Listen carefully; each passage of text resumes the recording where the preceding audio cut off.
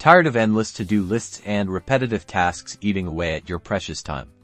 Let's unlock the power of Trello automation and transform your chaotic workflow into a streamlined productivity machine. First, open the Trello board you want to automate. For this example, we'll use a simple project management board with to-do, doing, and done lists. Next, look for the automation button near the top right of your board. It usually appears beside your profile icon and the power-ups option. Give it a click. This opens the Trello automation window. Here, you'll see several options, but we're focusing on rules. Rules are the heart of Trello automation, allowing you to define triggers and actions. Click Rules. Now, click the Create Rule button to start building your first automation. The rule creation interface has two main parts: trigger and action. Triggers are events that start the automation. For example, a card being moved to a specific list. Click Add Trigger.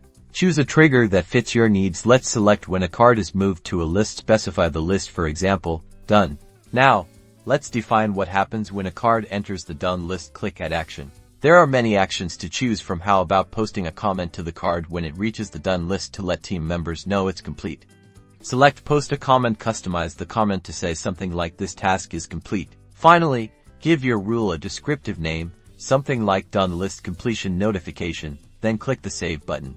And that's it. Now, whenever a card is moved to the Done list, the automation will trigger, and a comment will automatically be posted. Experiment with different triggers and actions to optimize your workflow and say goodbye to those tedious repetitive tasks.